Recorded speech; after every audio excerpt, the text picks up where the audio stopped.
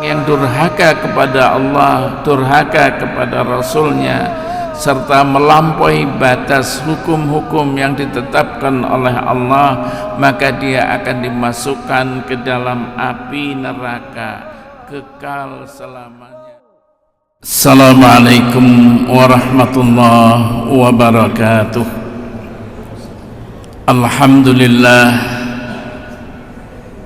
nahmaduhu wa nasta'inuhu wa nastaghfiruh wa na'udzu billahi min shururi anfusina wa min sayyiati a'malina. May yahdihillahu fala mudilla lahu wa may yudlil fala hadiya lahu. Ashhadu an la ilaha illallah wahdahu la syarika lah wa ashhadu anna Muhammadan abduhu wa rasuluh. Allahumma salli wa sallim ala Muhammad wa ala alihi wa sahbihi ajma'in, amma ba'd. Bapak-bapak, ibu-ibu sidang jamaah salat subuh kaum muslimin dan para pendengar yang dirahmati Allah, marilah kita tidak ada henti-hentinya memanjatkan puji syukur kehadirat Allah subhanahu wa ta'ala atas limpahan rahmat, karunia dan hidayahnya, sehingga sampai pagi hari ini kita masih diberi kekuatan dan kesehatan oleh Allah sehingga kita dapat melaksanakan ibadah. Kita berharap dan berdoa mudah-mudahan ibadah kita diterima oleh Allah subhanahu wa ta'ala dan dicatat merupakan amal yang saleh insyaallah. Pada pagi hari ini kita akan bicara tentang pengertian maksiat dan dampaknya di dalam kehidupan. Bapak-bapak, ibu-ibu, Allah subhanahu wa ta'ala berfirman di dalam surat An-Nisa ayat 13 sampai 14. Wa may yuti'illaha wa rasulahu yudkhilhu jannatin tajri min tahtihal anhar khalidina fiha wa dhalikal fawzul azim.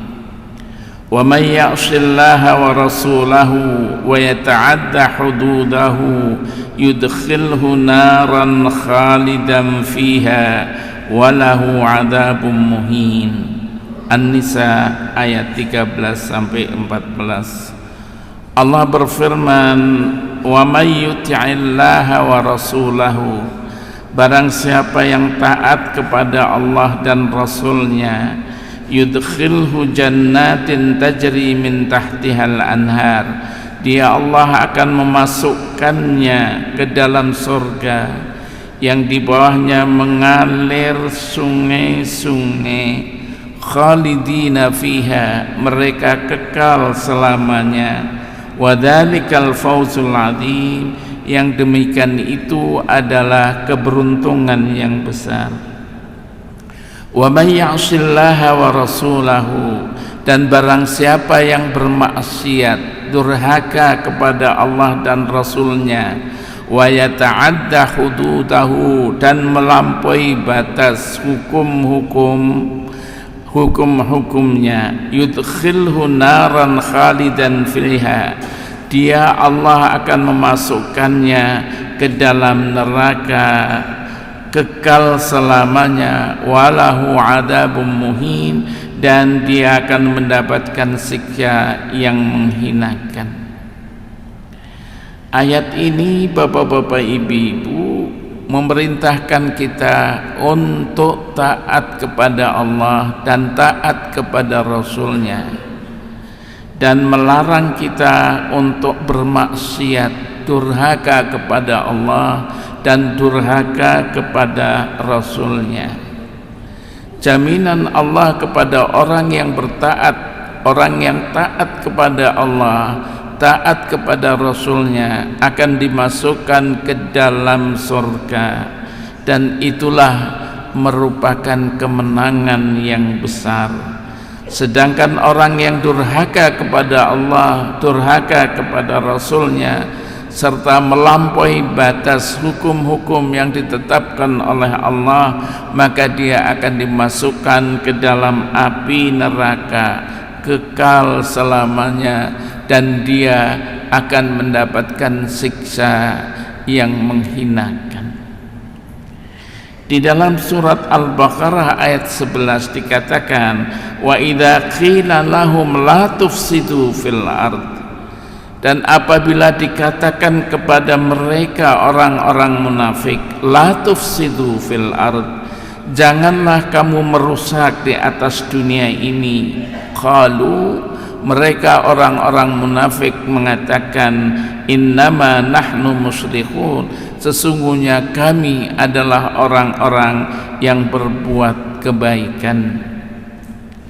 Dalam riwayat Ibnu Mas'ud dari Anas, dari sahabat-sahabat Nabi, wa idza qila lahum la tufsidu fil ard qalu innama nahnu muslihun, menjelaskan tentang ayat wa idza qila lahum la tufsidu fil ardi qalu innama nahnu muslihun. Siapa mereka? Al munafiqun, yaitu orang-orang munafik. Jadi tadi dikatakan, apabila dikatakan kepada mereka, siapa mereka itu?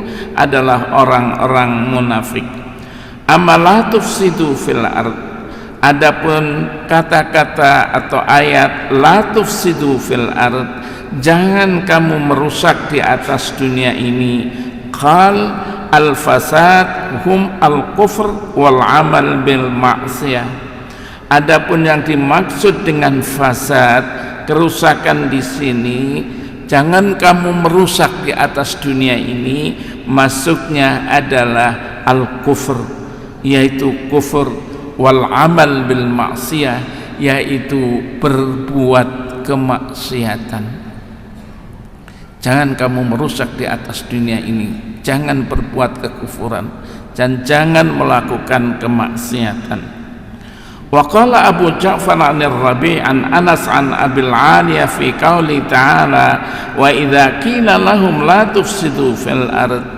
Begitu juga Abu Ja'far dari Rabi', dari Anas, dari Abul 'Aliyah ketika menafsirkan ayat Al-Quran wa idza qila lahum la tufsidu fil ard qal yakni la ta'thaw fil ard, artinya janganlah kamu bermaksiat, durhaka di atas dunia ini. Wa kana fasaduhum dzalik maksiatullah, kerusakan mereka itu adalah bermaksiat, berdurhaka kepada Allah.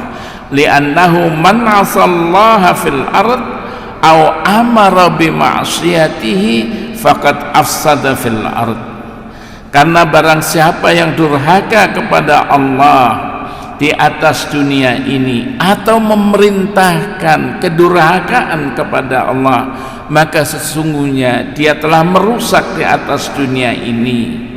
Kemudian beliau mengatakan li'anna salah al-ard was sama bitta'ah, karena kebaikan dunia dan kebaikan langit ini adalah dengan taat kepada Allah dan taat kepada Rasulnya.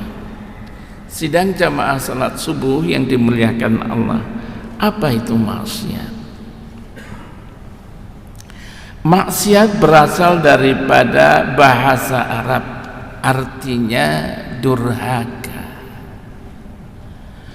Secara istilah, maksiat adalah pelanggaran oleh orang-orang yang berakal dan balik, atau kita sering mengatakan mukallaf, karena melakukan perbuatan yang dilarang dan meninggalkan pekerjaan yang diwajibkan oleh syariat Islam. Jadi mengerjakan apa yang dilarang oleh Allah, apa yang dilarang oleh Rasulnya, berarti dia melakukan kemaksiatan, berarti dia durhaka. Begitu juga meninggalkan apa yang diwajibkan oleh syariat, kok ditinggalkan. Salat diwajibkan, kok tidak mau salat, dia maksiat kepada Allah. Puasa bulan Ramadan diwajibkan, kok dia tidak mau berpuasa, berarti dia bermaksiat, durhaka kepada Allah Subhanahu wa ta'ala. Sidang jamaah salat subuh yang dimuliakan Allah, Maksiat dapat dibedakan menjadi dua. Ada maksiat secara lahir, ada maksiat secara batin. Maksiat lahir adalah maksiat atau jenis perbuatan maksiat yang diwujudkan dalam tindakan nyata dengan melibatkan anggota badan dan panca indera. Hal ini dapat dibedakan menjadi, pertama adalah maksiat lisan. Lisan kita bermaksiat. Dengan apa? Berkata kotor dia. Bukan menyejukkan, tapi berbuat kotor. Bahkan kadang-kadang anak-anak kita, entah siapa yang mendidik, berkatanya kotor-kotor, ya Allah. Mencaci maki, perbuatan maksiat, maksiat lisan. Melaknat, menghina, mentertawakan orang, bahkan merendahkan orang lain, itu maksiat, maksiat lisan dan sebagainya. Yang kedua ada maksiat telinga. Maksiat telinga, menggunakan telinga tidak sebagaimana fungsinya. Dia mendengarkan pembicaraan orang, dengar-dengar, ngintip-ngintip, gosip, mendengarkan nyanyian-nyanyian atau bunyian-bunyian yang dapat melalaikan ibadah kepada Allah Subhanahu wa ta'ala. Itu termasuk maksiat. Maksiat telinga, jangan dilakukan. Ada yang ketiga maksiat mata, melihat aurat lawan jenis yang bukan mahramnya, itu maksiat mata. Melihat kemungkaran tanpa amar ma'ruf dan nahi mungkar. Melihat kemungkaran, didiamkan saja, nggak berani dia amar ma'ruf dan nahi mungkar, maksiat dia. Rasulullah mengatakan, man ra'a minkum mungkaran falyughayyirhu biyadihi, fa illam yastati' fa bilisanihi, fa illam yastati' fa biqalbihi, wa dzalika ad'aful iman. Barang siapa yang melihat kemungkaran, rubah kemungkaran itu dengan tangannya, dengan kekuasaan yang ada pada dirinya. Kalau tidak bisa, fabilisani, dengan lisannya bilang. Fa illam yastati, kalau itu pun tidak bisa, fabiqalbi, dengan hatinya. Rasulullah mengatakan, wadzalika ad'aful iman. Yang demikian itu hanya melihat kemungkaran, mengurut dada, tidak bisa ngomong, tidak bisa apa, itu adalah selemah-lemah iman. Kemudian ada yang namanya maksiat dengan tangan.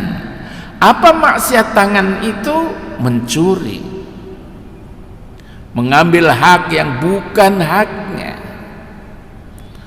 mengurangi timbangan di dalam bertransaksi jual beli, termasuk menganiaya.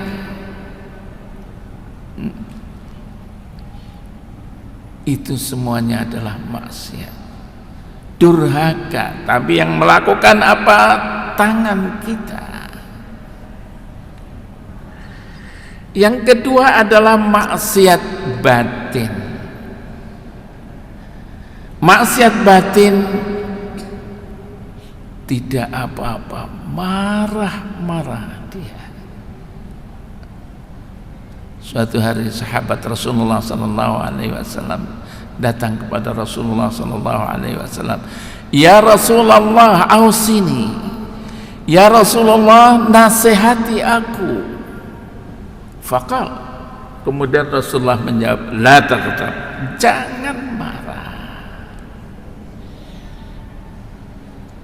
dan bertanya lagi dengan pertanyaan yang sama, ausini ya Rasulullah, nasihati aku ya Rasulullah. Rasulullah mengatakan, la taghdab, jangan marah. Sampai 3 kali, jangan marah, jangan marah. Marah akan menyebabkan hal-hal yang tidak baik, baik mengganggu fisiknya, mengganggu otaknya, mengganggu kesehatannya. Kemudian selanjutnya adalah dongkol, hikd, dongkol dia. Termasuk adalah hasad, dengki dia. Rasulullah mengatakan, iyyakum wal hasad, fa innal hasada ya'kulul hasanat kama ta'kulun narul hatab. Jauhilah kamu dengki. Dengki itu adalah melihat orang lain mempunyai kenikmatan, dia berusaha bagaimana menjatuhkan nikmat yang ada pada orang itu. Bisa saja untuk dirinya, bisa saja mungkin tanggal, dia nggak dapat, kami nggak dapat. Dengki namanya, itu hasad.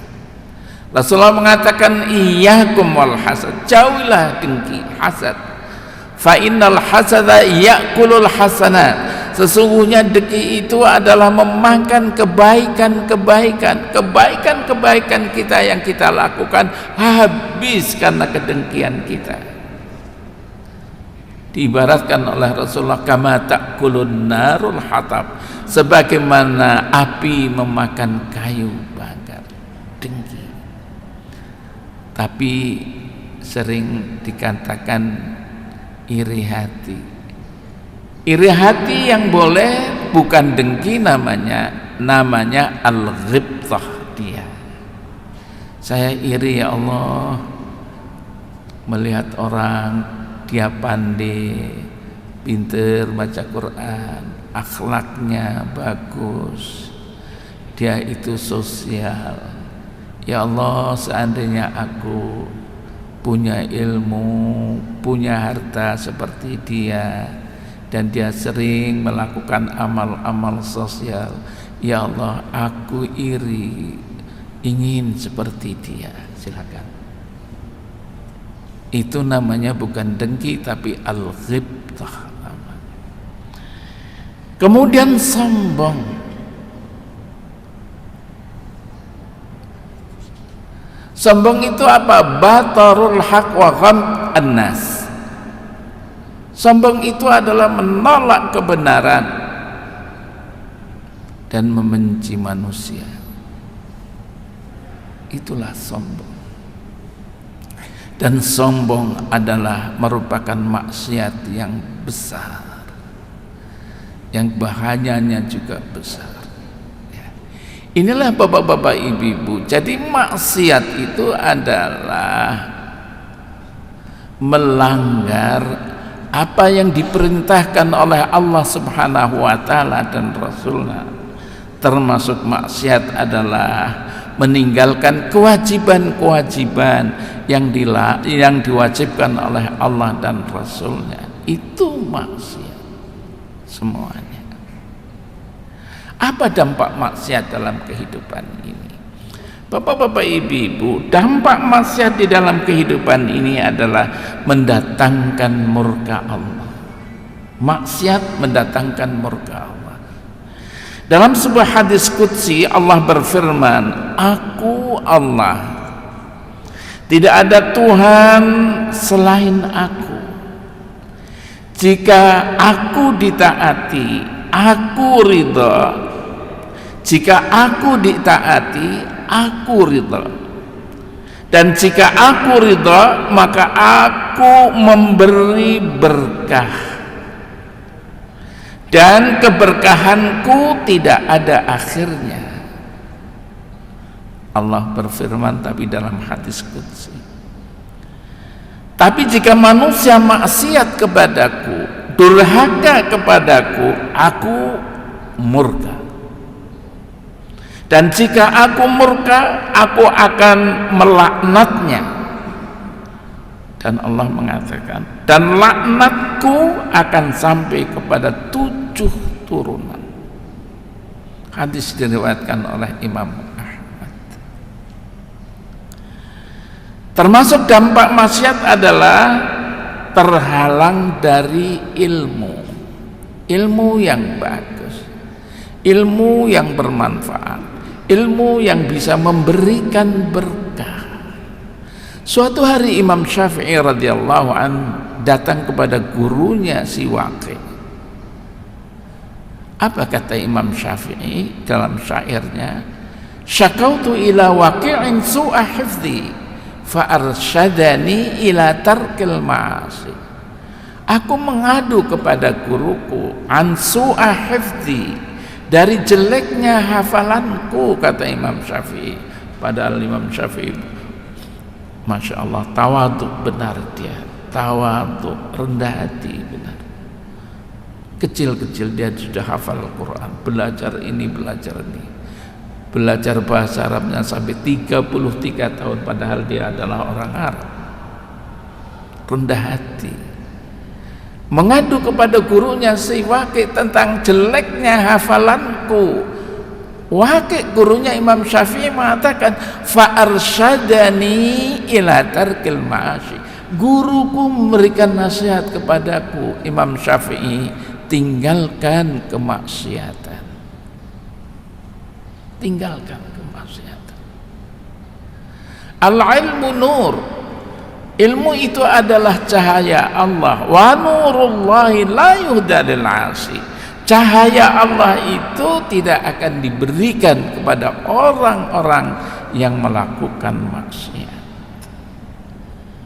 Bayangkan bapak-bapak, ibu-ibu, ilmu kita mau berkah, ilmu kita mau bermanfaat, ilmu kita mau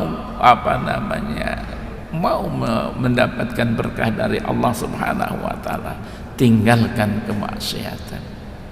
Anak-anak kita yang sedang belajar di sekolah, di kuliah, di mana, nasihati itu sebagaimana Waqi' menasihati kepada Imam Syafi'i, tinggalkan maksiat. Ya Allah, sekarang tidak tahu bagaimana. Ya. Kemudian yang ketika ditutupnya pintu rizki, maksiat dapat menutup pintu rizki.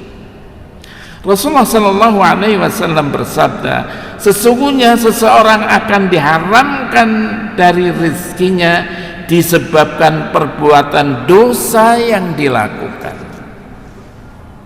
Rizkinya ditahan oleh Allah. Kenapa? Karena dosa yang dilakukannya. Ditutup rizkinya, rizkinya enggak berkah dia. Orang judi, apapun judinya, mendapat kemenangan yang berjuta-juta, tidak akan berkah, bahkan akan merusak dirinya. Termasuk di dalamnya maksiat itu adalah dijauhkan dari hidayah Allah Subhanahu wa taala. Ya ayyuhalladzina amanu la takhunullaha war rasul wa takhunu amanatikum wa antum ta'lamun. Wahai orang-orang yang beriman, janganlah kamu mengkhianati Allah, mengkhianati Rasul, dan janganlah kamu mengkhianati amanat-amanat yang diberikan oleh Allah kepadamu. Wa antum ta'lamun, sedangkan kamu tahu itu. Jauh dari hidayah kalau kita melakukan kemaksiatan. Kemudian ditambah lagi, yaitu dijauhi orang lain. Siapa yang mau dekat-dekat dengan dia?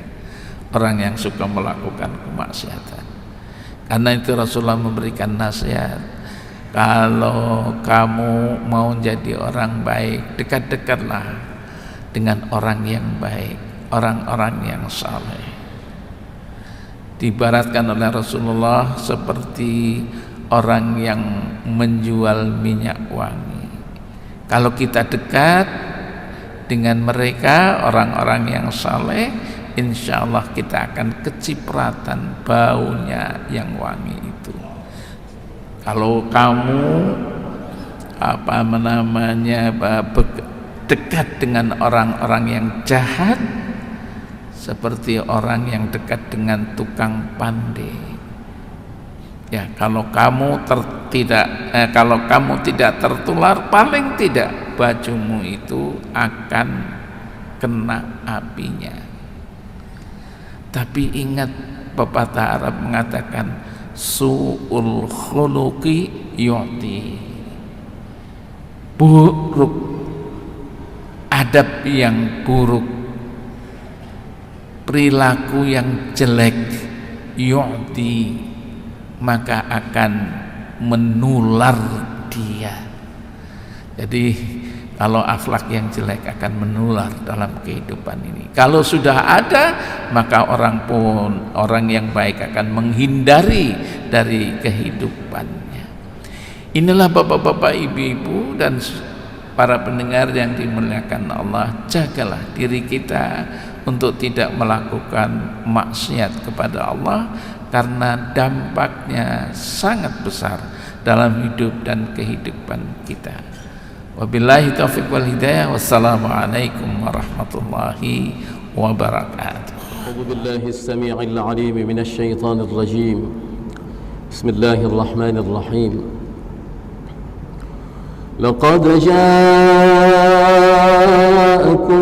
rasulun min anfusikum azizun 'alaihi ma 'anittum harisun 'alaikum bil mu'minina raufur rahim.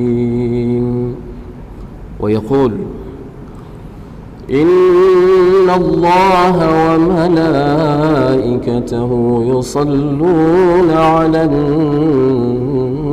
nabiy يا أيها الذين آمنوا صلوا عليه وسلموا تسليما. ويقول قل هذه سبيلي أدعو إلى الله على بصيرة أنا ومن اتبعني وسبحان الله وما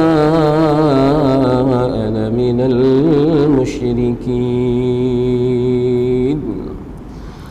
وقال النبي صلى الله تعالى عليه وعلى آله وصحبه وبارك وسلم طوبى للمخلصين أولئك مصابيح الدجى تتجلى عنهم كل فتنة ظلما. ويقول المؤمنون هينون لينون كالجمل الآنف إن قيل إن قاد وإن أليق على صخرة استناق أو كما قال النبي صلى الله تعالى عليه وآله وصحبه وبارك. فأعوذ بالله السميع العليم من الشيطان الرجيم. بسم الله الرحمن الرحيم. لقد جاءكم رسول من أنفسكم عزيز عليه ما عنتم حريص عليكم بالمؤمنين رؤوف رحيم. ويقول إن الله وملائكته يصلون على النبي يا أيها الذين آمنوا صلوا عليه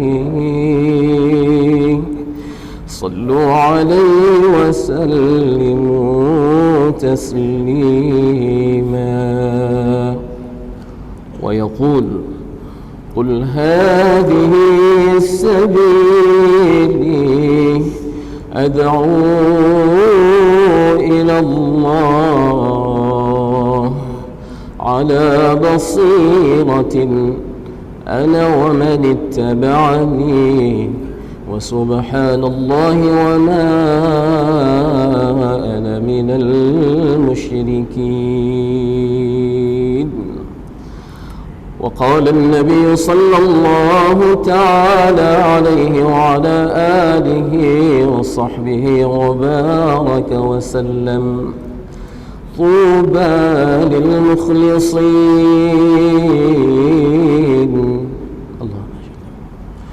أولئك مصابيح الدجى تتجلى عنهم كل فتنة ظلما. ويقول المؤمنون هينون لينون كالجمل الآلف إن قيد إن قاد وإن أليق على صخرة استناق أو كما قال النبي صلى الله تعالى عليه وآله وصحبه وبارك. فأعوذ بالله السميع العليم من الشيطان الرجيم. بسم الله الرحمن الرحيم. لقد جاءكم